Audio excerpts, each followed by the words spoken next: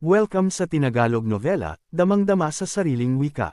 Huwag kalimutang mag-like, share, at mag-subscribe para sa mas marami pang kwento. Si Yang Luo ay tumingin din kay Smith nang may pag-uusisa. Maaari nga bang pagalingin ng dayuhan na ito si Jin Yaman?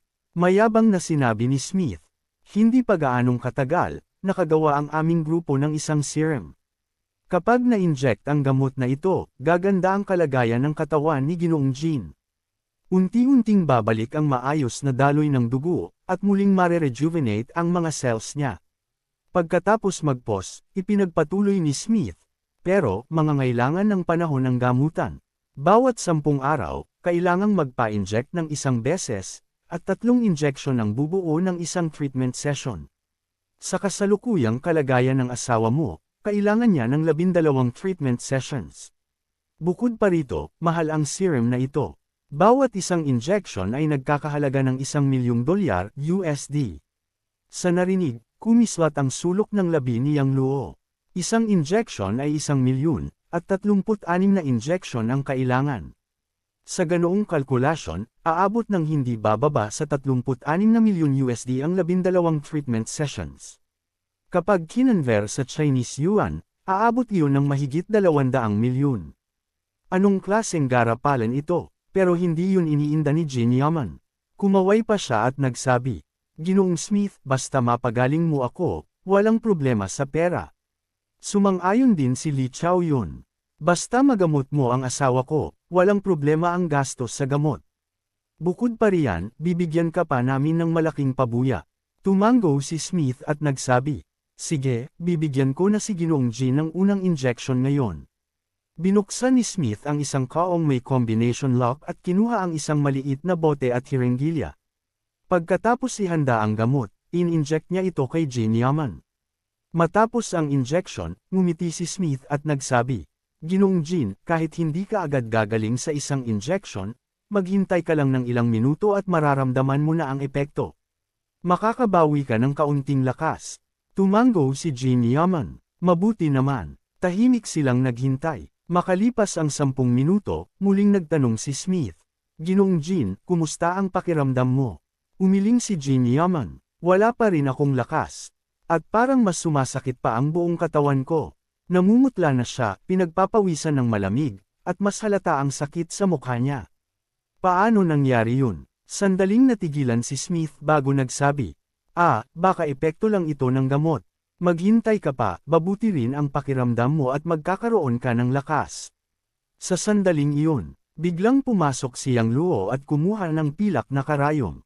Pinakilos niya ang true chi sa kanyang katawan at mabilis na tinusok ang isang acupuncture point sa ulo ni Jin Yaman. Anong ginagawa mo? Agad na umalma si Li Chaoyun. Bakit mo tinutusok ang ulo ng asawa ko? Maging si Jin Yaman ay nagalit. Binata, anong ginawa mo sa akin? Malamig ding sinabi ni Smith. Ginoo, huwag mong hadlangan ang gamutan ko. Mahinang boses pero mariin ang sinabi ni Yang Luo. Akala ko talaga may paraan ka para gamutin si Ginoong Jin, pero mukhang nagkamali ako. Kung ipagpapatuloy mo yan, siguradong mamamatay si Ginoong Jin sa gamutan mo. Ang acupuncture na ginawa ko ay para lamang kontrolin ang sintomas niya. Hindi ko hahayaang patayin mo siya sa maling gamutan. Kalokohan. Namula sa galit si Smith. Ako ang vice-presidente ng Eurodomain Western Medical Association. Wala pang nagduda sa kakayahan ko. Ikaw, paano ka naglalakas loob magduda sa akin? Nakangiting aso ang tugon ni Yang Luo. So what kung magduda ako? Kung hindi magaling ang medisina mo, may karapatan akong magtanong. Walang galang. Sigaw ni Li Chaoyun. Sino ka ba para questionin si Ginoong Smith? Humingi ka agad ng tawad sa kanya. Malamig na sagot ni Yang Luo. Hindi ako hihingi ng tawad sa taong mahina ang medisina. Hindi kilala ni Jin Yaman si Yang Luo kaya siya ay sumigaw kay Lin Xiaoshuan. Kapatid Lin, tao mo ba to? Paano mo hinayaang manggulo? Nagpaliwanag si Lin Xiaoshuan. Kapatid Jin, si Divine Doctor Yang ito, inanyayahan ko para sayo. Siya ang guro ng 4 na kilalang Divine Doctor sa Jiang City. Ano? Nagulat si Jin Yaman. Siya ang guro ng 4 na Divine Doctor sa Jiang City. Oo, tumango si Lin Xiaoshuan. At sinabi mismo ni Divine Doctor Yang na kaya niyang gamutin ang sakit mo. Talaga, may bakas ng pag-asa sa mukha ni Jin Yaman. Pero agad na hamarang si Li Chaoyun. Asawa, huwag kang maniwala sa mga sabi-sabi ni Ginoong Lin. Bata pa tong binata, gaano kataas ang medisina niya. Bukod pa riyan, nandito si Ginoong Smith, kaya wala nang silbi ang batang to. Nag-alinlangan si Jin Yaman at nanahimik na lang. Ngunit bigla, nagliwanag ang mukha ni Jin Yaman. Tinaas niya ang braso at tuwang-tuwang nagsabi, "Bakit parang lumiit ang sakit ng katawan ko? At parang nagkakaroon ako ng lakas." Talaga, asawa, napangiti rin si Li Chaoyun. Mukhang epektibo ang gamot ni Ginoong Smith. Mayabang na dagdag ni Smith. "Sabi ko na nga ba, magaling ang gamot namin. Isang injection pa lang, may epekto na." Nagpasalamat si Jin Yaman. "Salamat, Ginoong Smith. Binigyan mo ako ng pag-asa." Tiningnan ni Li Chaoyun nang may panghahamak siyang Luo. "Oh, nakita mo. Ito ang tunay na Divine Doctor. Para saan pa ang karayom mo?" Hinailan niya ang pilak na karayom sa ulo ni Jin Yaman at itinapon sa basurahan. "Huwag mong bunutin, may mangyayaring masama." Babala niyang Luo, pero hindi siya pinakinggan ni Li Chaoyun. Ngumisi pa ito. "Oh, akala ko may mangyayari. Wala naman kayong mga Chinese doctor, puro pananakot at panloloko lang." Pero bago pa matapos ang pangungutya niya, biglang sumigaw si Jin Yaman habang napapahiga sa kama, nanginginig sa sakit. Nagulat si Li Chaoyun. "Ginoong Smith, anong nangyayari?" Maging si Smith ay natigilan. Baka masyadong mababa ang dosage ng gamot. Kailangan ng isa pang injection. Nagmadaling sabi ni Li Chaoyun. "Bilasan mo." Kumuha muli ng bote si Smith at in-inject ulit. Ngunit ilang minuto lang ang lumipas.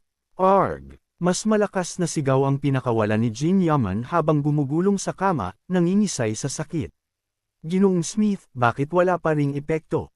Panik na si Li Chaoyun. Maging ang ibang doktor sa paligid ay nagulat. Huminga ng malalim si Smith. Baka kulang pa rin ang dosage. "Mag-i-inject pa ako ng isa." Ngumisi siyang Luo. "Sige, inject pa. Kapag nag-inject ka pa, siguradong mamamatay siya." Nang marinig ito, labis na natakot si Smith kaya hindi siya nang ahas gumalaw. Napagtanto niya na tila walang epekto ang serum kay Jin Yaman. Kung magpapatuloy ito, baka talagang mamatay si Jin Yaman. Tiningnan niyang Luo si Li Chaoyun at kumunat ang noo. "Ginang, Li, pinaalalahanan na kita kanina na huwag tanggalin ang mga pilak na karayom pero hindi ka nakinig." Nang makita ang asawa niyang nahihirapan, doon lamang naniwala si Li Chaoyun sa sinabi niyang Luo. Kanina, nang may tusok ang pilak na karayom sa ulo ng kanyang asawa, bumuti ang pakiramdam nito. Kaya pa nitong itaas ang kamay. Ngunit matapos alisin ang mga karayom, biglang nagkaroon ng masamang epekto sa kanyang asawa. Natarante rin si Lin Chaoshuan sa sandaling iyon. Sinabi niya kay Yang Luo, "Banayad na Dr. Yang, pakiusap. Gamitin mo ang pambihira mong galing para iligtas si kapatid Jin." Ngunit hindi natin nagsiyang Luo at wala siyang balak gamutin. Nakiusap si Li Chaoyun na may halong pag-iyak. "Banayad na Dr. Yang, pakiusap, iligtas mo ang asawa ko." Nagmamakaawa rin si Jin Yaman na may paos na tinig. "Banayad na Dr. Yang, pakiusap, iligtas mo ako." Kalma lamang na sinabi ni Yang. "Luo, Ginoong Jin, kanina ay paulit-ulit kang pinapalayas ng asawa mo at hindi man lang ako pinaniwalaan. Ngayon, bigla ninyo akong tatawagan para kumilos. Akala mo ba ganoon na lamang kababa ang halaga ng aking kaalaman para tanggapin at itapon ayon sa gusto ninyo?" Sinigawan ni Jin Yaman si Li Chaoyun. "Humingi ka ng tawad kay Banayad na Dr. Yang. Hindi sapat ang paghingi lang ng tawad. Lumuhad ka, magsabsab, at humingi ng tawad." Thump! Agad na lumuhad si Li Chaoyun, tumutulo ang luha at sipon sa kanyang mukha. Habang nagsasabsab, sinabi niya, "Banayad na Dr. Yang, patawad. Nagkamali ako. Hindi ko sana dapat pinalayas ka, lalo na't hinamak ka. Pakiusap, iligtas mo ang asawa ko, pakiusap." Sumang-ayon din si Lin Chaoshuan. "Banayad na Dr. Yang, totoo pong nagsisisi na si Hipag. Bakit hindi mo na lang siya tulungan? Banayad na Dr. Yang, pakiusap." Habang nagsasalita, nahihirapan at nagmamakaawa si Jin Yaman. Muli niyang sinigawan si Li Chaoyun. Kung hindi ka patatawarin ni Banayad na Dr. Yang, lumuhod ka dyan habang buhay. Opo, mahal. Nanginginig si Li Chaoyun sa takot habang tuloy-tuloy ang pagluha. Hay! Malalim na napabuntong hininga si Yang Luo at sinabing, sige, ililigtas ko na ang buhay mo. Habang nagsasalita, lumapit siya at malakas na nagsabi, bilis. Habarin ang kanyang pangitaas na damit. Mabilis na tumulong si Lin Chaoshuan at hinuberan si Jin Yaman. Pagkatapos, kinuha ni Yang Luo ang kahon ng pilak na karayom, pinili ang mga ito isa-isa, at pinakilos ang kanyang tunay na chi upang itusok sa dibdib at iba't ibang punto ng ulo ni Jin Yaman. Mas malala ang kondisyon ngayon ni Jin Yaman, kaya't ginamit muli ni Yang Luo ang siyam na karayom ng makalangit na daw. Pagbagsak ng siyam na karayom. Bis. Matindi ang panginginig ng mga pilak na karayom sa ulo at dibdib ni Jin Yaman. O Diyos ko, bulalas ni Smith, ito ba ang tinatawag na alamat ng akupuntura sa medisina ng China? Sobrang kamangha-mangha, ito ba ay medisina? Parang mahika, bakit gumagalaw ang mga karayom? Bakit walang dugo kahit tinutusok?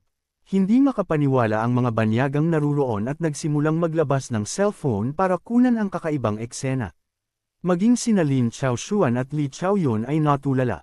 Kahit si Lin Chaoshuan, nakilala ang galing ni Yang Luo, ay ngayon lang nakakita ng ganitong pamamaraan ng akupuntura. Lumipas ang ilang minuto, tumigil ang pangingisay ni Jin Yaman at gumaan ang kanyang pakiramdam. Itinaas niya ang kamay at masayang sinabi, kahanga-hanga, kaya ko nang maglabas ng lakas. Hindi na masyadong masakit ang katawan ko. Lubos na humanga ang lahat sa galing ni Yang Luo. Ngunit pinaalala ni Yang Luo, huwag kang gagalaw, hindi pa tapos ang gamutan. Opo, Banayad na Dr. Yang. Pagkatapos ng akupuntura, inabot ni Yang Luo at inalis ang singsing na blood jade mula sa kaliwang hinlalaki ni Jin Yaman. Banayad na Dr. Yang, ano po ito? Tanong ni Jin Yaman. Sagot ni Yang Luo, saan mo nakuha ang singsing na blood jade na ito? Paliwanag ni Jin Yaman, binili ko po ito sa isang collector. Sabi nila, kapag suot mo ito, makakabuti sa katawan at makakapagpabago ng kapalaran. Kalokohan, sigaw ni Yang Luo, dahil dito, muntik ka nang mamatay. Nabigla si Jin Yaman. Paano nangyari iyon? Paliwanag ni Yang Luo, ang singsing na ito ay galing sa isang bangkay. Dati, ordinaryong puting jade lamang ito. Pero dahil matagal itong nakalubog sa dugo ng patay, ang dugong iyon ay sumiksik sa pinakaloob ng jade, kaya naging tinatawag na blood jade. Dala nito ang matinding puot ng yumao. Kung isusuot mo ito, araw-araw nitong sisipsipin ang dugo at lakas mo hanggang sa maging payat ka na parang palito. Buti na lang at nakilala mo ako. Kung hindi, sa loob lang ng ilang araw, patay ka na. Namutla at pinagpawisan si Jin Yaman sa takot. Agad na nagtanong si Lin Chaoshuan. Banayad na Dr. Yang, babalik pa ba sa dati ang katawan ni kapatid Jin? Kalmado ang sagot ni Yang Luo. Habang nandito ako, hindi mahirap iyon. Nagmadaling sinabi ni Jin Yaman. Banayad na Dr. Yang, kapag tuluyan mo akong napagaling, magpapasalamat ako ng todo. Kahit ano ang hilingin mo, papayag ako. Wala nang sinabi pa si Yang Luo. Itinapon niya ang singsing sa hangin, saka nagdasal at gumuhit ng siyam na gintong dragon na talisman sa ere at tinayre ang singsing. Pagdikit ng mga talisman, nagkaroon ng bitek ang singsing. Lumabas ang pulang usok at pumasok sa katawan ni Jin Yaman. Unti-unting nagbalik ang kulay sa balat niya, at makalipas ang kalahating oras, tuluyang nagbago ang katawan niya, malusog, masigla, at puno ng enerhiya. Bang! Naging pulbos ang singsing at naglaho. Halos hindi makapaniwala ang mga banyaga. Diyos ko, parang panaginip ito. Hindi ito medisina, ito ay gawa ng isang Diyos. Lin Chaoshuan at Li Chaoyun ay nabigla rin. Nanlaki ang kanilang mga mata sa hindi makapaniwalang nakita. Iwinagayway ni Yang Luo ang kanyang kanang kamay at inalis ang pilak na karayom. Ginoong Jin, bumaba ka sa kama at igalaw mo ng kaunti ang iyong katawan. Ginalaw ni Jin Yaman ang kanyang mga kamay at paa. Nang mapagtanto niyang kaya na niyang gumalaw, umupo siya, bumaba sa kama, at naglakad ng ilang hakbang. Tumingin siya sa kanyang katawan at sumigaw sa gulat. Maayos na ako, ganap na akong gumaling. Habang nagsasalita, bigla siyang lumuhod sa harap ni Yang Luo na may tunog na plop. Tumulo ang kanyang luha, Salamat sa pagliligtas ng aking buhay, banal na Dr. Yang. Salamat, banal na Dr. Yang. Mariinding yumuko si Li Chaoyun. Namula ang kanyang noo, ngunit hindi siya tumigil. Nagpasalamat din si Lin Chaoshuan. Banal na Dr. Yang, salamat sa pagsadyap kay kapatid Jin. Itinaas ni Yang Luo ang kanyang kamay at sinabi, Ginoong Jin, tumayo ka na. Habang nagsasalita, tumingin si Yang Luo kay Li Chaoyun at sinabing, Ginang Li, tumayo ka na rin. Nakita ni Yang Luo na taos pusong lumuhod, yumuko, at humingi ng tawad si Li Chaoyun. Dahil dito, nabawasan ng malaki ang kanyang galit. Banal na Dr. Yang, salamat sa pagpapatawad mo sa akin. Maraming salamat. Lubos ang pasasalamat ni Li Chaoyun. Tumayo si Jin Yaman at sinabi kay Li Chaoyun, Chaoyun, bilasan mong bayaran si banal na Dr. Yang. Tumango si Li Chaoyun, kinuha ang isang bank card mula sa kanyang bag na nasa mesa, at iniabot ito kay Yang Luo. Banal na Dr. Yang, may 100 milyong yuan sa card na ito. Ang password ay 66, 666,666. Sana hindi mo isipin na maliit lang ito. Hindi tinanggap ni Yang Luo ang card. Sa halip, tumingin siya kay Jin Yaman at sinabing, Ginoong Jin, hindi ko kailangan ng perang ito. Ang kailangan ko agad ngayon ay isang batch ng dekalidad na jade. Mayroon ka ba nito dito? Banal na Dr. Yang, tama ang napuntahan mo. Wala akong masyadong ibang bagay, pero jade, napakarami ko. Masayang tumawa si Jin Yaman. Kahit gaano karaming jade ang gusto mo, kaya kong ibigay. Pero dapat tanggapin mo ang perang ito. Niligtas mo ang aking buhay, wala ito kumpara sa nagawa mo. Tumawa rin si Lin Chaoshuan at nagsabi, Tama iyan, banal na Dr. Yang. Tanggapin mo na, hindi naman kapos sa pera si kapatid Jin. Kung ganoon, tatanggapin ko na. Ngumiti si Yang Luo at kinuha ang bank card. Tama nga ang sinabi ni Lin Chaoshuan, napakaluwag ng loob ni Jin Yaman. Kaya naman hindi nakapagtataka kung bakit lumago ng gusto ang kanyang negosyo. Habang nagsasalita, sinabi ni Jin Yaman kay Li Chaoyun, Chaoyun, hindi biro na dumayo pa rito si Ginoong Smith. Bigyan din natin siya ng 30 milyon. Sige, tumango si Li Chaoyun at sumulat ng tseke para kay Smith. Pagkatanggap ng tseke, lumapit si Smith kay Yang Luo at sabik na sinabi, Ginoong Yang, dati iniisip ko na ang tradisyonal na medisina ng China ay pawang pamahiin at walang silbi. Pero matapos kitang makita na ginamit ito ngayon, nabura ang maling akala ko. Totoo pala na kaya nitong magpagaling, at napakamakapangyarihan pa. Saka pala, paano mo napagalaw ang mga pilak na karayong kanina at napagaling agad si Ginoong Jin? Maaari mo bang ipaliwanag? Sumagot si Yang Luo, malawak at malalim ang medisina ng China. May napakahabang kasaysayan, hindi ito kayang ipaliwanag ng saglit lang. Kung tunay kang interesado, maaari mo itong pag-aralan ng mas malalim upang mas maunawaan. Tumango si Smith, Siyempre, pag-aaralan ko ng mabuti ang medisina ng China. Ngumiti si Jin Yaman at nagsabi, Mga Ginoo, tanghali na. Dito na kayo magtanghalian. Sabi naman ni Smith na may pag-aalinlangan. Ginoong Jin, may lakad na kami, kaya paumanhin. Kung ganoon, hindi ko na kayo pipilitin, sagot ni Jin Yaman. Matapos magpaalam kay Yang Luo at sa iba pa, umalis si Smith at ang kanyang grupo mula sa villa. Pagkaalis nila, masayang tumawa si Jin Yaman. Banal na Dr. Yang, kapatid Lin, mamaya'y mag-inuman tayo ng masaya. Tinanong ni Yang Luo, Ginoong Jin, tungkol doon sa jade. Napangiti si Jin Yaman. Huwag kang mainip. Pagkatapos nating kumain, dadalhin kita sa aking pabrika para pumili ng jade. Sige, tumango si Yang Luo.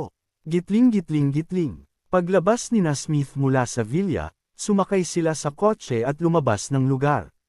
Habang nasa biyahe, kinuha ni Smith ang kanyang cellphone, binuksan ang isang social media platform, at nagpost ng ilang larawan ni Yang Luo habang ginagamot si Jin Yaman.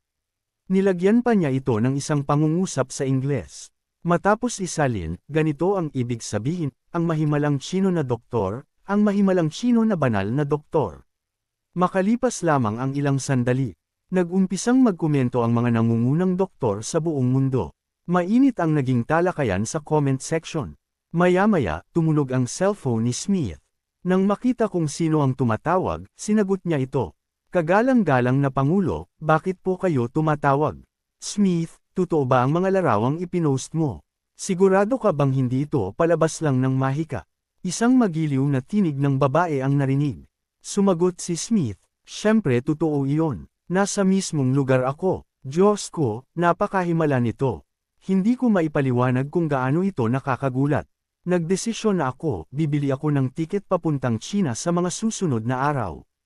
Gusto kong personal na makilala ang mahimalang doktor na iyon.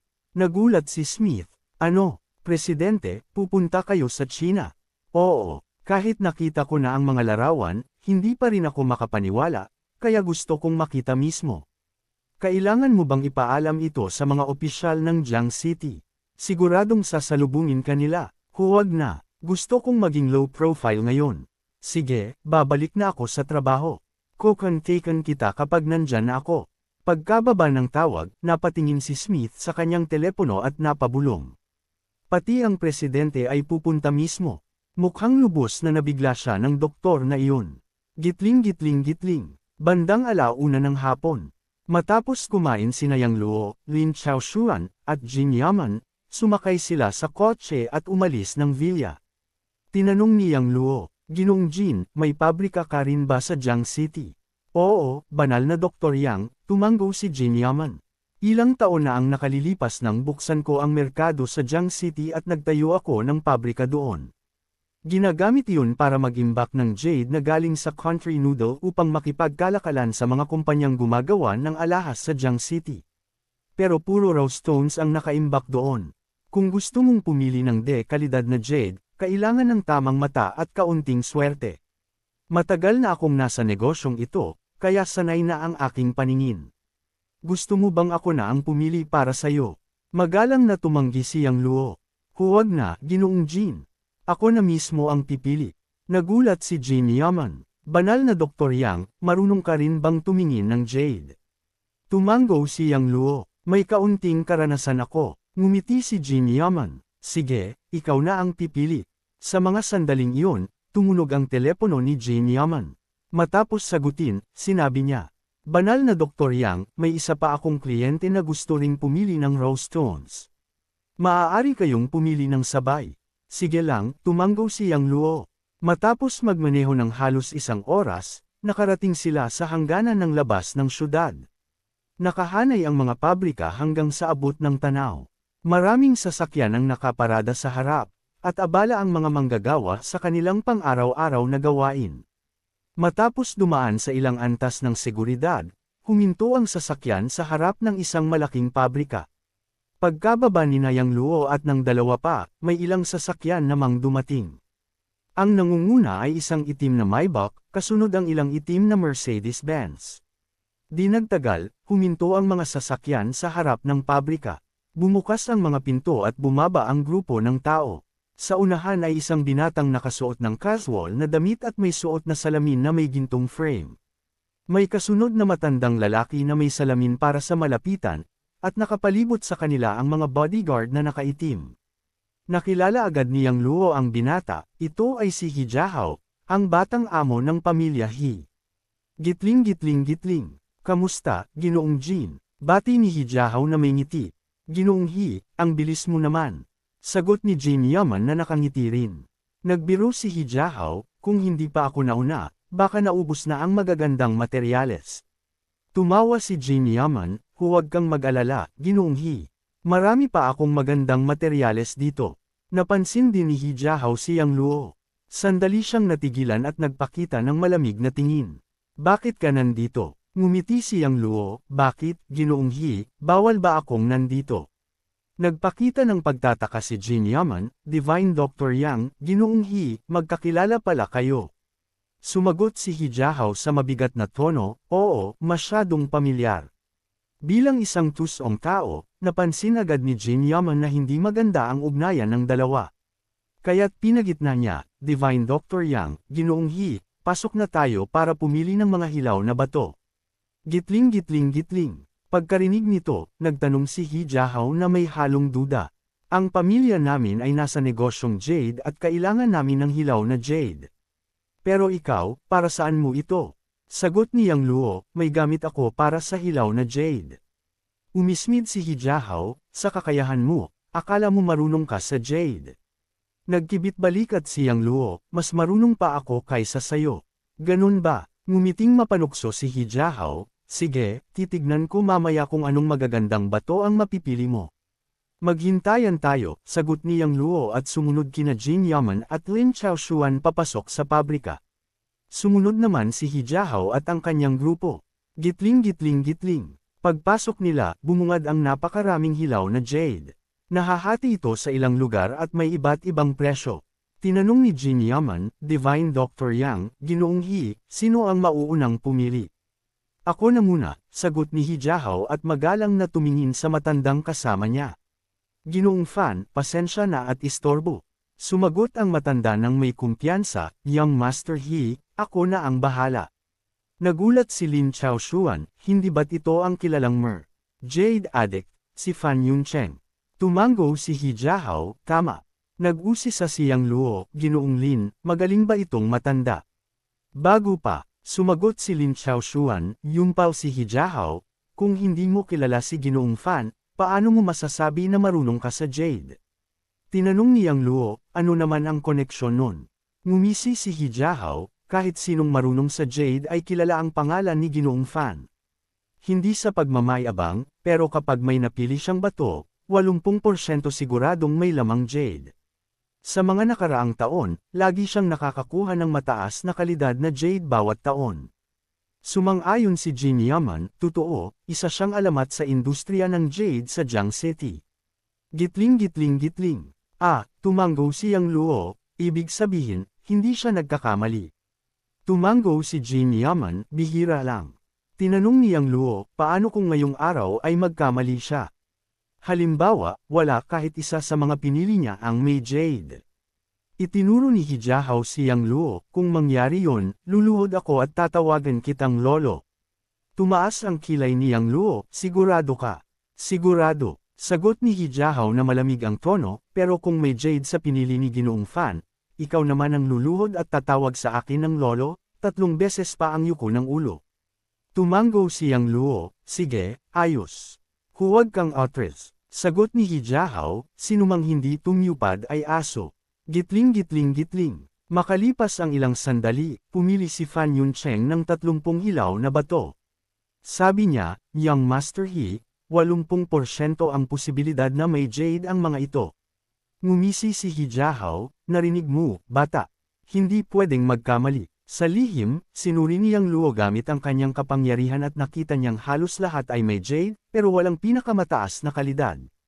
Pinakumpayat ni Hijahao ang presyo, 300 milyon yuan, at agad niyang binayaran. Pagkatapos, nakangiti siyang nagsabi kay Yang Luo, ikaw naman. Ngumiti si Yang Luo, maganda ang pinili ng matanda.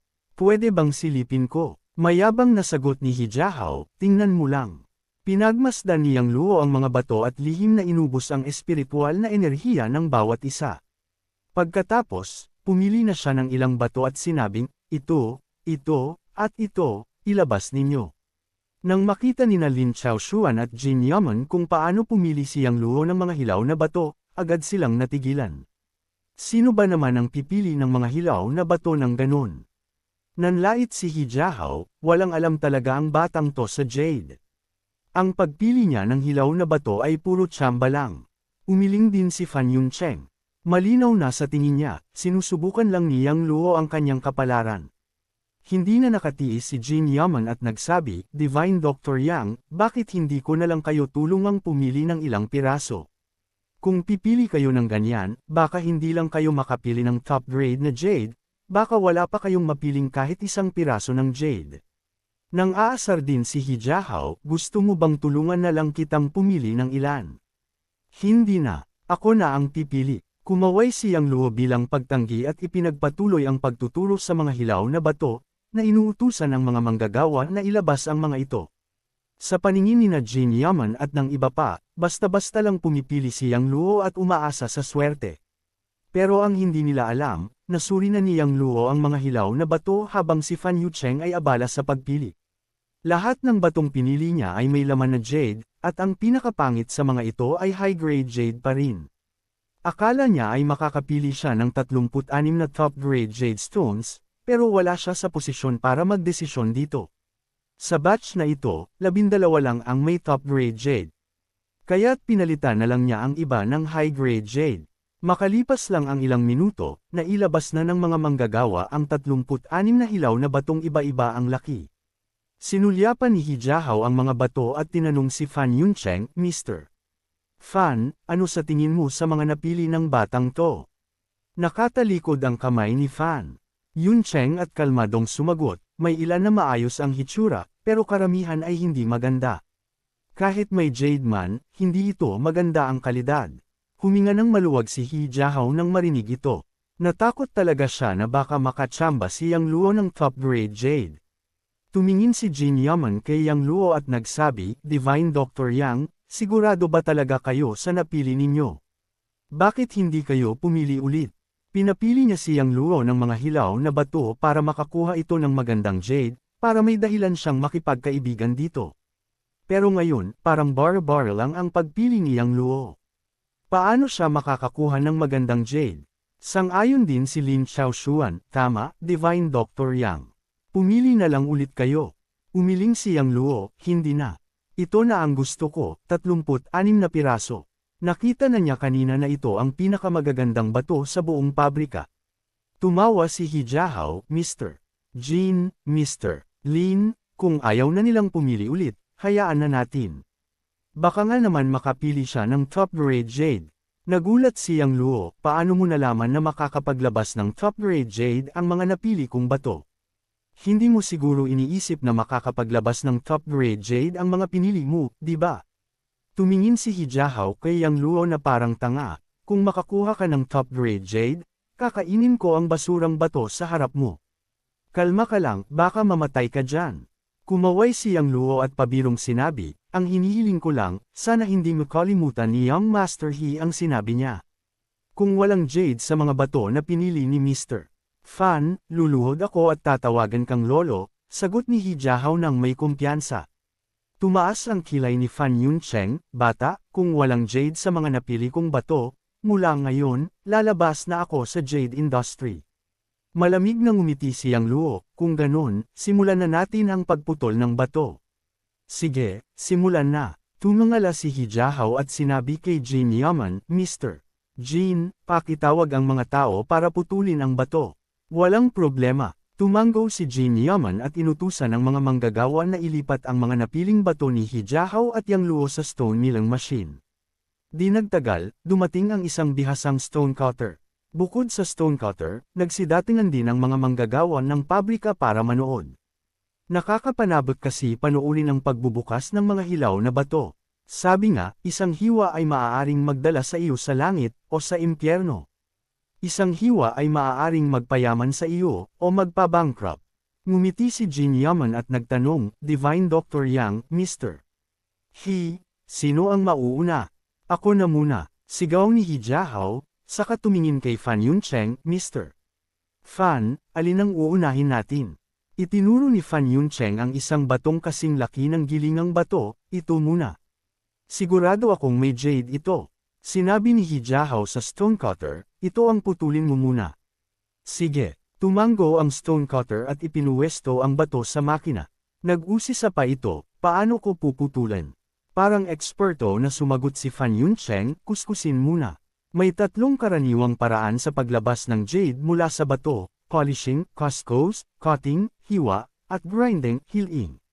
Sige, kinuha ng stone cutter ang angle grinder at marahang kinuskos ang bato. Nakatutok ang lahat sa lugar na kinukuskus, halos pigil ang hininga. Sumigaw si Hijahao habang nakatigil ang kamao, green, green, green. Pagkalipas ng 10 minuto ng pagkuskus, walang lumabas na berde mula sa bato. Akala ko may berde, wala pala.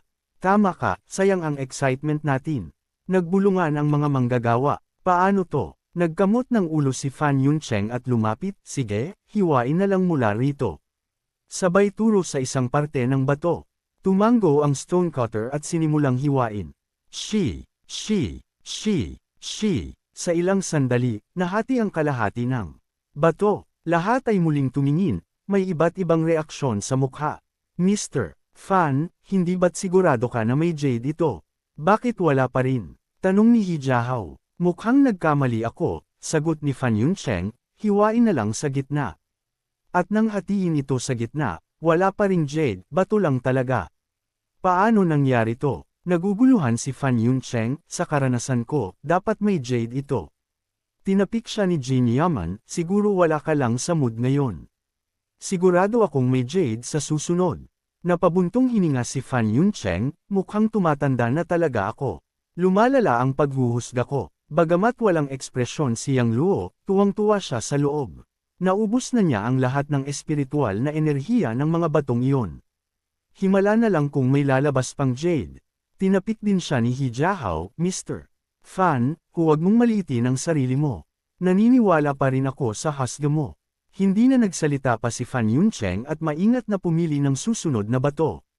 Sa huli, itinuro niya ang isang hilaw na bato na kasinlaki ng palanggana. Hiwain ito, hindi ako naniniwalang walang berde sa loob nito. Mabilis na inilipat ng ilang manggagawa ang hilaw na bato sa makinang panghiwa.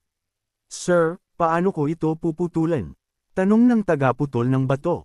Diretso na tayo, magsimula tayo dito. Habang nagsasalita si Fan Yuncheng, itinuro niya ang isang bahagi ng bato. Sumunod ang tagaputol ng bato sa utos at nagsimulang maghiwa. Ngunit nang mahati ang maliit na piraso, wala pa ring lumabas na berde. Bakit wala pa ring berde? Paano nangyari yun? Kumamaw ng ulo si Fan Yuncheng, nagdududa sa sarili. Bahagyang napakunot ang noo ni Hijahao at nagtanong. Mr. Fan, nagkamali ka na naman ba? Pinili ko ito ng matagal.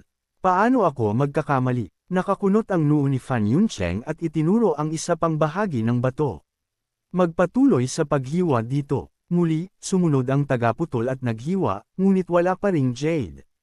Hiwain pa, wala pa ring berde. Isa pa, wala pa rin. Hiwa pa, at wala pa ring jade. Makalipas ang kaunting oras, ang batong kasinlaki ng palanggana ay naging 8 piraso na, pero wala pa ring bakas ng jade. Kumaibot ang kilay ni Fan Yuncheng, puno ng kalituhan ang mukha. Nagmukhang mabigat ang mukha ni Hijahao. Ayos lang sana kung minsan lang nagkamali si Fan Yuncheng. Pero matapos ang matagal na pagpili, mali pa rin siya. Ibig sabihin, may problema. Di ba alamat daw ang matandang ito sa industriya ng jade sa Jiang City? Paano siya magkakamali ng 2 beses sunod-sunod? Baka naman mahina na ang paningin niya dahil sa katandaan. Ang weird talaga nito. Nagbulungan ang mga manggagawa. Brother Jin, anong palagay mo? Tanong ni Lin Xiaoshuan kay Jin Yaman. Sagot ni Jin Yaman, baka malas lang o nagkamali si Mr. Fan ngayon. Karaniwan lang yan, walang masyadong ibig sabihin. At mayroon pa namang 28 bato. Baka may jade din mamaya. Napangiti ng pilit ang tagaputol ng bato. Matanda, gusto mo bang putulin pa natin ito? Sabi ni Fan Yuncheng, huwag na yan. Iba naman ang putulin. Hindi ako maniniwalang magkakamali ako ng 3 beses sunod-sunod. Muli siyang pumili ng isa pang hilaw na bato at pinadissect sa tagaputol. Hindi nagtagal. Ang ikatlong bato ay nahati sa 7 piraso, pero wala pa ring jade. Namula ang mukha ni Fan Yuncheng sa kahihiyan. 3 bato na ang pinili niya, pero walang nakuha ni isa. Siya pa naman ang tinatawag na ginoong addict sa jade. Hindi pa nangyari sa kanya ito noon. Lubusang dumilim ang mukha ni Hijahao. Kaya't nagngalit ang mga ngipin ni Fan Yuncheng at nagsabing, ituloy natin. Sa sumunod na oras, isa-isa nang dinala sa makina ang mga bato at walang tigil ang pagputol ng manggagawa. Makalipas ang 1 oras, lahat ng 30 bato ay nahati na. At, nang makita nilang wala ring jade ang huli, natahimik ang buong pabrika. Pati ang tagaputol na pawis ay natulala. Sa tagal niya sa trabaho, ngayon lang niya nakita ang ganitong sitwasyon. Tahimik muna bago nagsimula ang bulungan. Grabe, wala ni isang bato na may jade. Sobrang imposible. Gaano kabadya ang mata at malas para wala kahit isa sa 30 bato. Kapag kumalat to, magiging katatawanan sina Young Master He at Mr. Fan sa industriya ng jade sa Jiang City. Nag-init ang dibdib ni Hijahao at halos masamid sa galit. 300 milyon ang ginastos niya para sa mga batong iyon, pero wala siyang nakuha. At higit sa lahat, may pastahan siya kay Yang Luo. Kung wala siyang makuhang jade, luluhod siya at tatawagan itong lolo. Bilang anak ng pamilyang He, hindi niya matatanggap yun. Natulala si Fan Yuncheng, nahihilo at halos matamba. Paulit-ulit siyang bumubulong ng, imposible. Mr. Fan, wala ng respeto si He Jiahao. Pwede mo bang ipaliwanag kung anong nangyayari? Nanginginig si Fan Yuncheng at halos maiyak. Young Master He, hindi ko rin alam. Nagnalit si He Jiahao. Anong ginuong addict sa jade? Mas bagay sa'yo ang tawaging basurang hanggal. Hindi rin makapaniwala si Jin Yaman sa nangyari. Napangiti siya ng pilit. Mr. He, bakit di ka nalang pumili ng ilan pa? Libre na, bilang kabayaran ko. Ngunit umiling si He Jiahao. Hindi na, 300 milyon lang yan, maliit na halaga. Napangisi si Yang Luo. Aba, mayaman talaga si Young Master He. 300 milyon na wala lang, wala pang kaunting kirot. Astig, sobrang astig. Hayop ka, tumigil ka sa panlalait. Senggal ni He Jiahao. Pakiramdam ko may kinalaman ka dito. Narrow-eyed si Yang Luo. Pwede mong kainin ang gusto mo, pero hindi ka pwedeng basta magbintang. Paano ako magiging dahilan? Kinain ko ba ang jade sa mga batong yan? Ikaw, nang inig si He Jiahao sa galit, pero wala siyang masabi. Pakiramdam niya nga si Yang Luo ang may gawa, pero parang imposible. Kaya nga bang mawala ng isang tao ang jade sa loob ng bato? Maliban na lang kung isa siyang immortal. Sumabat si Jin Yaman. Mr. He, kaibigan ko si Divine Dr. Yang. Huwag mo siyang Sir on. Tama, nakatayo lang si Divine Dr. Yang kanina, paano siya magiging may sala? Dagdag ni Lin Chaoshuan. Huminga ng malalim si He Jiahao at pinigilan ang galit. Teka lang, bata, wala kang nakuha, pero kaya mo bang kumuha? Siyempre, nakangising sagot ni Yang Luo. Akala mo ba lahat ay kasing malas mo? Nakakainis ka. Sige nga, ipakita mo. Okay, magbukas ka ng mata. Pumili si Yang Luo ng hilaw na batong kasinlaki ng kamao at iniabot sa taga-putol. Kapatid, hatiin mo ito, pero dahan-dahan lang. Huwag masira. Opo, sir. Umiling si He Jiahao. Gusto mo pa talagang dahan-dahan. Sa liit niyan, akala mo may jade. Umiling lang si Yang Luo at nagsabi, malalaman natin agad kung may jade ito o wala. Sumimangot si He Jiahao at hindi na nagsalita pa. Maya-maya, sinimulang dahan daw ang kiskisin ng tagapag-ukit ng bato ayon sa utos ni Yang Luo.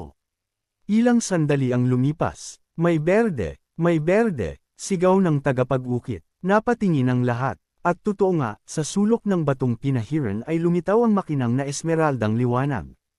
Malinis at malakristal ang kulay. Aba, Diyos ko, Imperial Jade Glass kaya ito. Hindi ito totoo, di ba? Ganito kaliit na bato, Imperial Jade Glass agad. Ang galing ng batang ito. Basta na lang pumili ng Imperial Jade Glass. Sunod-sunod ang sigawan ng mga manggagawa, kitang-kita ang saya sa kanilang mga mukha. Imposible ito. Paulit-ulit na sabi ni Fan Yuncheng, hindi makapaniwala. Maging si He Jiahao ay pa ng inggit at selos. Nang gigigil itong nagsabi, malaswa ang swerte ng batang to. Baka, maubos lahat ng swerte niya sa batong to.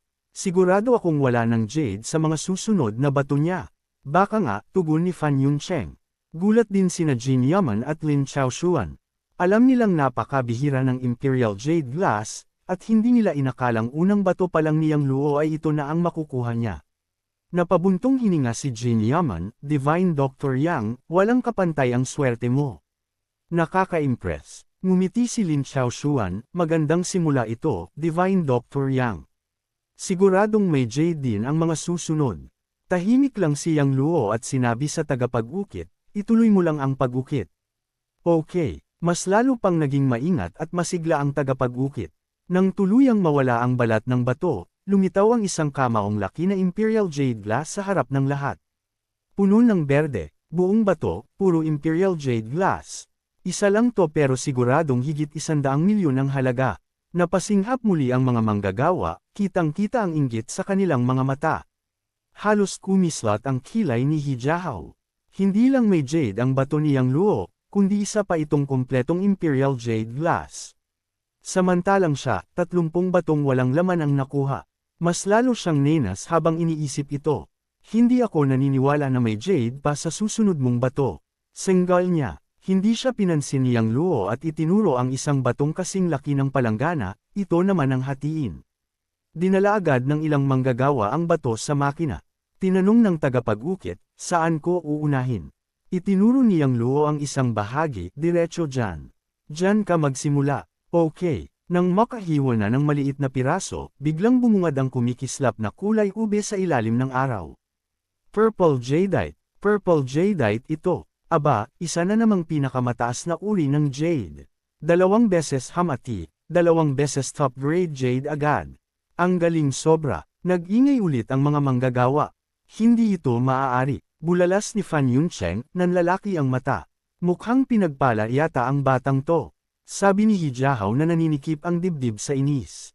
Nagkatitigan sina Jin Yaman at Lin Chaoshuan, halatang nabigla. Kalma pa rin si Yang Luo. Sige, tuloy mo lang ang hiwa. Okay. Mas ganado na ang tagapag-ukit. Matapos ang ilang hiwa at maingat na pagkikiskis, lumabas ang buong piraso ng purple jadeite, napakaganda ng kulay, halos walang depekto, at isa sa pinakamataas na klase ng purple jade. Ganito kalaki at kaganda, hindi bababa sa 50 milyon ang halaga. Sabi ni Lin Chaoshuan, sumang-ayon si Jin Yaman, baka mas mataas pa. Halos mabaliw si Hijiao sa inggit. Bakit siya puro walang laman, samantalang itong si Yang Luo, top grade lahat? Hindi pa rin siya tumigil, hindi ako naniniwala na may jade pa sa ikatlong bato.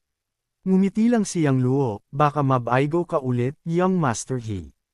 Itinuro niya ang batong kasing laki ng gilingang bato, ito naman ngayon. Inilipat agad ng mga manggagawa ang bato sa makina. Bago pa magtanong ang tagapag-ukit, itinuro ni Yang Luo, dyan ka magsimula. Okay, pagkahulog ng piraso ng bato, napasinghap ang lahat. Red jadeite, pula naman ngayon. Una, Imperial Jade Glass. Pangalawa, Purple Jadeite. Pangatlo, Red Jadeite. Sunod-sunod ang sigawan. Imposible, halos mapasigaw si Hijiao.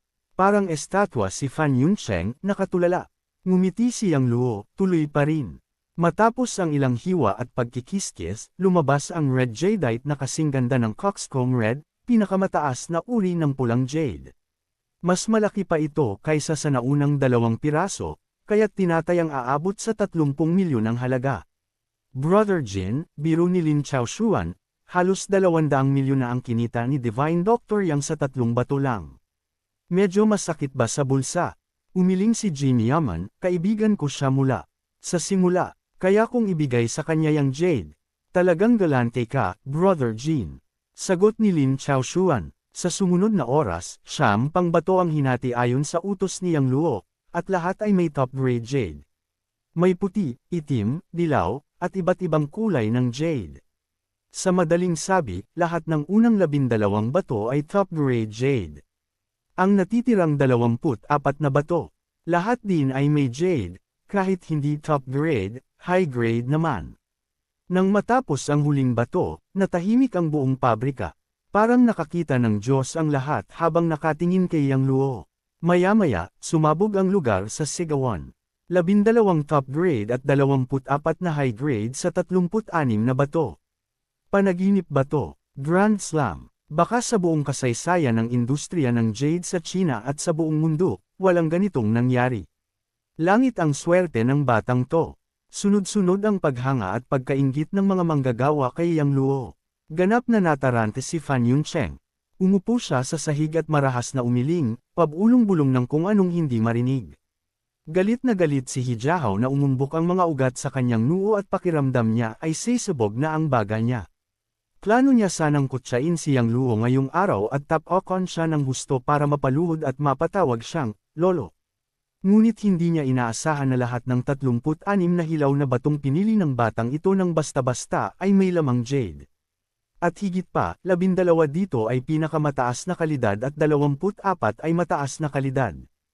Ito ay walang duda na isang sampal sa mukha, isang mabagsik at walang awang sampal. Sa sandaling iyon, nakangangalang si Lin Chaoshuan at hindi makapagsalita. Hindi na niya alam kung ano ang sasabihin. Kung 1 o 2 piraso lang ng jade, maaari pang sabihing swerte. Pero lahat ng 36 na bato ay may jade. Hindi na yun basta swerte. Maging si Jin Yaman ay napailing. Ang 12 pinakamataas na kalidad ng jade at 24 na mataas na kalidad ay nagkakahalaga ng halos 2 bilyong yuan, maaaring higit pa. Siyempre, kung alam lang niya na gagamitin ni Yang Luo ang mga jade na ito para sa cultivation, hindi natin alam kung ano pa ang maiisip niya. Nanatiling kalmado si Yang Luo, na para bang wala lang ang ginawa niya. Tumingin siya kay He Jiahao at ngumiti, "Pasensya na, Young Master He. Hindi ko inaasahan na lahat ng 36 na bato na pinili ko ay may jade." Pagkarinig nito, nang inag ang buong katawan ni He Jiahao, pakiramdam niya'y parang tinuhag ang puso niya. Ayaw na talaga niyang manatili pa roon. Sa tuwing makikita niya ang mga jade sa harap niya, nakakaramdam siya ng matinding kahihiyan. "Umalis na tayo." Kumaway si He Jiahao at nagsimulang umalis kasama ang kanyang mga tauhan. "Sandali lang, Young Master He." Pinigil siya ni Yang Luo. "Ano pa bang gusto mo?" Bigla siyang lumingon si He Jiahao, pidyo ang galit. Sabi ni Yang Luo, "Nakalimutan mo na ba ang ating pastahan kanina?" Sumigaw si He Jiahao, "Huwag kang sobra." "Sobra?" Malamig na tugon ni Yang Luo. "Ikaw mismo ang nagmungkahi ng pastahan. Kung ako ang natalo ngayon, palalampasan mo ba ako?" Hinayla ni He Jiahao ang kwelyo niya at mariing sinabi, "Bibigyan kita ng pera. Pero imposibleng lumuhad ako at tawagin kang lolo." Bilang batang amo ng pamilyang He, hindi niya kayang gawin ang ganoong kahihiyan. Umiling si Yang Luo, "Ayokong pera mo. Gusto ko lang tuparin mo ang pastahan." Matagal ng mortal na kaaway ni Yang Luo si He Jiahao, kaya hindi siya natatakot na mas lalo pa itong magalit. Maging sina Jiang Mingyo o He Jiahao ay gusto na siyang patayin noon pa, pero wala silang magawa sa kanya. Nangangitim ang mukha ni He Jiahao, "Sigurado ka ba?" Tumango si Yang Luo, "Oo, sigurado ako." Kumaway si He Jiahao, "Patayin siya." Sa utos na, iyon, sabay-sabay na sumugod ang mga bodyguard na nakaitim patungo kay Yang Luo. Huminto, sigaw ni Jin Yaman. Sabi ni He Jiahao, "Ginoong Jin, ito ay personal na alitan namin. Wala kang karapatang makialam." Pero nanginginig ang boses ni Jin Yaman, "Kaibigan ko si Divine Dr. Yang. Kung gagalawin mo siya, makakalaban mo rin ako." Pero bago pa matapos ang usapan, aray, sunod-sunod na sigawan ang narinig. Paglingon ni Jin Yaman, natapos na agad ang laban. Nakabulagta at umuungol sa sakit ang mga bodyguard sa sahig. Nakatayo lang si Yang Luo, parang walang nangyari, at nagpagpag ng kamay. Nakakagulat, bulalas ni Jin Yaman. Ganoon kagaling si Divine Dr. Yang. Maging si Lin Chaoshuan ay natulala, hindi inaasahan na mahusay din palang lumaban si Yang Luo. Maging ang mga manggagawa sa pabrika ay napatigil sa gulat. Matapos durugan ang mga bodyguard, naglakad si Yang Luo papunta kay He Jiahao. "Huwag kang lalapit, huwag kang lalapit," sigaw ni He Jiahao habang umatras. Malamig na sabi ni Yang Luo, "Young Master He, gusto mo bang tuparin ang pastahan o gusto mong matulad kay Young Master Jiang na nakaupo sa wheelchair?" Sa takot, nanghina ang tuhod ni He Jiahao at napaluhod. "Lolo," sigaw niya, "bakit hindi mo pa ginawa kanina pa?" Malamig na ngiti ni Yang Luo. Mariing pinisil ni He Jiahao ang kamao, nagliliyab ang mata sa galit. Hindi na siya pinansin ni Yang Luo at kumaway, "Magsialis na kayo." Tumayo si He Jiahao, tinitigan ng masama si Yang Luo, at umalis ng talunan kasama ang kanyang mga tauhan. Pagkaalis nila, lumapit si Yang Luo kay Jin Yaman at ngumiti, "Ginoong Jin, salamat sa pagbibigay mo sa akin ng mga jade na ito. Kapalit nito, bibigyan kita ng Race Eta. Inumin mo ayon sa Race Eta at magpapakulo ka ng gamot, makakatulong ito para gumaling at manatiling malusog ang katawan mo." Alam niyang kahit gaano pa ka-generoso si Jin Yaman, hindi ito matutuwa na agad niyang kinuha ang 12 pinakamataas na kalidad at 24 na mataas na kalidad na jade. Kaya inisip niyang magbigay ng Race Eta bilang pasasalamat.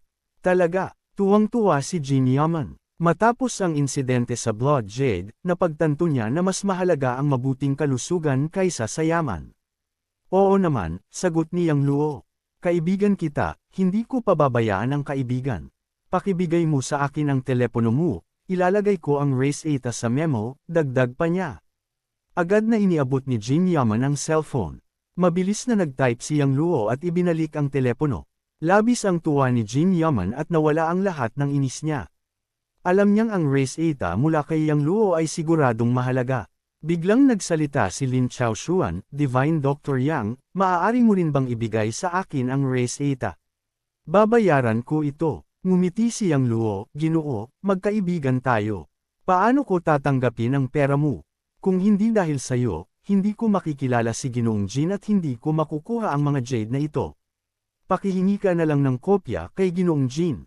Maraming salamat, Divine Dr. Yang. Tuwang-tuwa si Lin. Matapos may padala ang race eta, nagtanong si Jin Yaman, Ginoong Yang, paano mo ba pinili ang 36 na batong iyon? Ngumiti si Yang Luo, malamang swerte lang talaga ako. Akala ni Jin Yaman ay ayaw lang sabihin ni Yang Luo, kaya hindi na siya nagpumilit. Sa halip, ngumiti siya, napakaswerte mo. Sa tingin ko, maaari tayong magtulungan. Sumagot si Yang Luo, kung papasok ako sa negosyo ng Jade, siguradong ikaw ang uunahin kong makipag-partner. Ayos. Deal. Tugon ni Jin. By the way, para saan mo ba gagamitin ang mga Jade na ito? Kung ibebenta mo, tutulungan kita, walang bayad. Isinadyang umiwas si Yang Luo at sinabing, hindi ko ibebenta ang mga batong Jade na ito. May iba akong paggagamitan sa kanila. Tungkol sa kung ano ang gamit nito, hindi mo na kailangang itanong. Kung ganun, ayos. Hindi na nag-usisa pa si Jin Yaman. Sa halip, sinabi niya, Divine Dr. Yang, saan ka ba nakatira? Bakit hindi ko na lang ipasundo sa isang tao ang mga batong jade at ihatid sa bahay mo? Hindi na kailangan pang mag-abala. Ako na mismo ang magdadala nito pabalik. Habang nagsasalita, naglakad si Yang Luo papunta sa mga batong jade at iniunat ang kaliwang kamay upang hawakan ang mga ito. Sa tuwing hinahawakan ni Yang Luo ang isang batong jade, agad itong nawawala. Namangha ang lahat ng nakakita sa eksenang iyon. Anong nangyayari? Bakit bigla na lang naglalaho ang mga batong jade? Di nagtagal, nailagay na ni Yang Luo ang lahat ng 36 na batong jade sa kanyang storage ring. Umiikot-ikot si Jin Yaman sa paligid ni Yang Luo at napabulalas. Divine Dr. Yang, saan mo inilagay ang mga batong jade? Bakit bigla silang nawala? Maging si Lin Chaoshuan ay nagulat. Mr. Yang, nagmamagic ba kayo? Sobrang nakakamangha naman nito. Ngumiti si Yang Luo at sinabi, hindi ko maipapaliwanag kung saan ko ito inilagay. Basta isipin na lang nyo na isa itong disappearing act. Tumanggo sina Jin Yaman at Lin Chaoshuan. Matapos makita ang eksenang iyon, mas lalo pa nilang iginalang si Yang Luo. Para makapagpawala ng mga bagay na parang walang pinanggalingan, ito ay tiyak na kakayahan ng isang immortal. May naisip si Yang Luo at sinabi, Mr. Jin, mangyaring magbantay ka sa hinaharap. Kung may makita kang pinakamataas na kalidad ng batong jade, ipaalam mo agad sa akin. Handa akong bumili kahit gaano karami. Ngumiti si Jin Yaman. Divine Dr. Yang, ano ba ang sinasabi mo? Kapag may dumating na ganoong klase ng batong jade, ibibigay ko na lang sa'yo. Hindi ko matatanggap ang pera mo. Tumanggo si Yang Luo at ngumiti. Salamat na lang ng maaga. Pagkatapos noon, hinatid siya ni Jin Yaman at Lin Chaoshuan sa sentro ng lungsod. Pagkababa ng sasakyan, sumakay si Yang Luo sa taxi patungong Imperial River Court. Plano niyang agad na itayo ang Spirit Gathering Array upang makapagsimula na siyang magkulay ngayong gabi. Pagkaalis ni Yang Luo, nag-usap sina Jin Yaman at Lin Chaoshuan. Talagang kahanga-hanga si Divine Dr. Yang. Buntong hininga ni Lin Chaoshuan. Tumanggo si Jin Yaman. Tama ka, dapat makipagkaibigan tayo sa kanya. Malaki ang maitutulong nito sa atin. Sumang-ayon si Lin Chaoshuan. Totoo, isang biyaya ang makilala ang isang tulad niya. Pagdating ni Yang Luo sa Imperial River Court, alas 5 na ng hapon. Sa Villa No. 8, agad siyang naghukay ng 4 na hukay sa 4 na sulok at naglagay ng 9 na batong jade sa bawat hukay. Pagkatapos ay itinuloy niya ang pag-set up ng array. Nang matapos ito, gabi na. Inactivate ni Yang Luo ang Spirit Gathering Array, at naramdaman niyang nagtitipon mula sa lahat ng direksyon ng espiritual na enerhiya ng langit at lupa. Masagana ang espiritual na enerhiya sa loob ng villa kumpara sa ibang lugar. Kung may cultivador na pumasok dito, agad nilang mararamdaman ito. Para sa karaniwang tao, iisipin lang nilang mas sariwa ang hangin dito. Bukod sa pagtulong sa cultivation, nakakatulong din ito sa kalusugan ng mga ordinaryong tao na dito tumitira. Ito rin ang dahilan kung bakit niya itinayo ito. Una, para sa sarili niyang cultivation, at pangalawa, para mapabuti ang katawan ni Su Qingmei. Sa kasamaang palad, wala siyang makuhang spirit stones at jade lang ang kanyang pamalit. Kung spirit stones ang gamit, 10 beses na mas matindi ang espiritual na enerhiya. Pero mas mabuti na iyon kaysa wala. Babalak niyang maghanap ng spirit stone sa hinaharap. Pagkatapos manatili sandali sa villa, lumabas siyang Luo at nagtungo sa Huami Biomedical. Gitling. Samantala, sa Junhao Hotel, sa isang marangyang pribadong silid na, may halos 200 metro kwadrado at may 3 bilugang mesa, naroon ang mga pinuno ng 3 pangunahing pamilya sa Jiang City, ang Jiang, He, at Song. Sa gitnang upuan ay nakaupo ang isang payat na matandang dawist na nakasuot ng itim na 8 trigrams robe, may hawak na horsetail whisk at may espada sa likod. Siya ay si Zhang Daoyi, kilala bilang Daoist Priest Xuanxia, law enforcer ng Mysterious Dark Sect at ika-6 na po sa Earth List. Itinanghal ang hapunan para sa kanya. Tumayo ang isang lalaking nasa edad gitna, nakaputing polo, may bahagyang uban, at malakas ang dating. Siya si Jiang Maolin, Deputy Governor ng Jiangnan Province at tiyo ni Jiang Minggayo.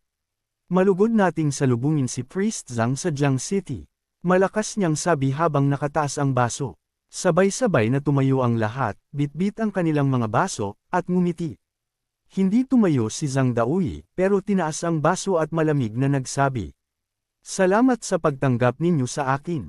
Huwag na kayong magpaka-formal. Ngumiti si Jiang Maolin. Priest Zhang, isa kang bantog na tao sa mundo ng Chinese martial arts at isang eksperto sa Earth Rankang. Karangalan namin na nandito ka. Pumuri rin si Jiang Minggayo. Tama si Uncle. Karangalan naming makasalo ka sa hapunan. Matapos mag-toast, sinabi ni Jiang Maolin. Minggayo, kunin mo na ang mga bagay na inihanda natin. Kinuha ni Jiang Minggayo ang isang susi at bank card at iniabot sa tiyo niya, na inilapag ito sa harap ni Zhang Daoyi. Priest Zhang, maliit na regalo mula sa aming Jiang family, isang villa sa Mountain Viewing Villa na nagkakahalaga ng 50 milyon yuan at bank card na may 500 milyon yuan. Sumunod si Song Zhaowan ng Song family. May 300 milyon yuan sa card na ito. Sana maalala mo ang Song family. At si Hyun Sha ng He family naman ay nag-abot ng isang kaong gawa sa sandalwood. Ito ay jade scepter na nagkakahalaga ng 100 milyon. Sana magustuhan mo. Tumango si Zhang Daoyi at ngumiti. Salamat sa mga regalo. Sisiguraduhin kong aalagaan ko kayo. Salamat, Priest Zhang. Sabay-sabay nilang sagot. Pagkatapos ng ilang tagay, nagtanong si Zhang Daoyi. Mr. Jiang, nalaman mo na ba kung sino ang Sumire sa Mystikin Fiend Gathering Curse na itinakda ko? Tahimik na sagot ni Jiang Maolin. Nalaman ko na. Ang taong iyon ay si Yang Luo. At may alitan siya sa aming Jiang family, bali ang braso at binti ng pamangkin kong si Minggayo dahil sa kanya. Singit ni Hijahao, may galit din siya sa He family. Pinutol niya ang mga binti ng kapatid ko, at ang nangyari sa pabrika ni Jin Yaman kanina ay hindi ko malilimutan. Bata, nagulat sandali si Zhang Daoyi, posible bang bata pa ang taong iyon? Sumagot si Jiang Maolin, totoo, bata pa nga siya. Siguro nasa maagang 20 anyos lang. Ano, nasa maagang 20 anyos lang. Namangha si Zhang Daoyi, kung kaya niyang alisin ang Darkin Gathering Evil Curse, ko at kaya pa niya akong saktan, sapat na iyon para patunayan na napakahusay ng kanyang kakayahan sa mga mahika. Hindi ako naniniwala na may isang binatilyo sa maagang 20 anyos na kayang gawin iyon. Napabuntong hininga si Jiang Maolin at sinabing, Pari Zhang, kahit gaano mo hindi paniwalaan, ito ang katotohanan. Ngayon, tuluyang gumaling si Luo Zhongyo. Interesante, nagtalam ang mga mata ni Zhang Daoyi, may bahid ng lamig sa mga ito, pero kahit malakas ang kakayahan ng batang iyon sa mahika, ano ngayon? Hindi lang ako isang bihasa sa mahika, isa rin akong master sa martial Dao. Madali para sa akin na patayin ang batang iyon. Maingat na nagpaalala si Jiang Minggayo, Pari Zhang, huwag kayong kampante. Malakas din ang martial arts ng batang iyon. Sumang-ayon si Hijahao, tama yan, Pari Zhang. Mas mabuting mag-ingat kayo. Iwinasiwas lang ni Zhang Daoyi ang kamay at mayabang na sinabi. Huwag kayong mag-alala. Kahit gaano pa siya kalakas sa martial arts, tiyak na hindi siya uubra sa akin. Sakto, gusto ko rin siyang patayin, kaya tutulungan ko kayong maghiganti. Masayang sinabi ni Jiang Mingyo, salamat pari Zhang. Ngumiti si Hijahao at sinabing, basta kasama namin si pari Zhang, tiyak na patay na ang batang iyon. Mabagsik na sabi ni Hiyilan, na nakaupo sa wheelchair, pari Zhang, huwag ninyong patayin agad ang batang iyon. Pahirapan niyo muna siya para makaganti kami. Walang problema. Itinaas ang ulo ni Zhang Daoyi at sinabing, kapag pinatay ko na ang batang iyon, isasama ko kayo para makita ninyo ang aking kakayahan. Sige, sige, sasama kami. Salamat, pari Zhang. Basta mapatay lang ang batang iyon, bibigyan ka namin ng malaking gantimpala. Sabik na sabi ni na Jiang Mingyo, Hijahao, at Hiyilan. Tinanong ni Jiang Maolin, pari Zhang, kailan ninyo balak umatake? Hindi dapat pinatatagal ang ganitong bagay. Gawin na natin bukas. Sagot ni Zhang Daoyi, syempre, pumunta ako sa lungsod ng Jiang para ipakita ang lakas ko sa mundo ng martial arts. Plano kong makipagkita bukas sa pinuno ng Martial Alliance sa lungsod ng Jiang, si Hong Yunji, at ipatawag lahat ng pinuno ng dojo. Gusto kong patayin ang batang iyon sa harap nila para takutin ang mga pinuno ng dojo at ipaalam sa kanila kung sino ang pinakamakapangyarihan sa martial arts ng lungsod ng Jiang. Si pari Zhang lang ang may tapang na lumaban kay Hong Yunji. Kung iba lang, tiyak na hindi sila magtatangkang gawin iyon. Mukhang si pari Zhang na ang magiging numero 1 sa martial arts ng lungsod ng Jiang. Tiyak na susunod kami sa pamumuno ni pari Zhang. Puno ng paghanga ang lahat at samot-saring papuri ang narinig. Mapagpakumbabang ngumiti si Jiang Maolin, pari Zhang, sana tulungan ninyo rin akong ayusin si Luo Zhongyu. Kapag naalis ko si Luo Zhongyu, tataas pa ang aking posisyon at mas masuportahan ko kayo. Walang emosyon na sagot ni Zhang Daoyi, huwag kang mag-alala. Pagkatapos kong patayin ang batang iyon, tutulungan din kitang ayusin si Luo Zhongyu. Salamat, pari Zhang. Masayang ngumiti si Jiang Maolin. Gitling-gitling-gitling. Bandang alas 8 ng gabi, sa loob ng Huamei Biomedical. Sa opisina ng presidente. Sa wakas tapos na rin ang trabaho ngayon. Nakakapagod. Nag-inat si Su Qingmei, na lalong nagbigay diin sa kanyang alindog. Si Yang Luo, na nakaupo sa sofa at naglalaro sa kanyang cellphone, ay napabuntong hininga. Qingmei, walang katapusan ang trabaho.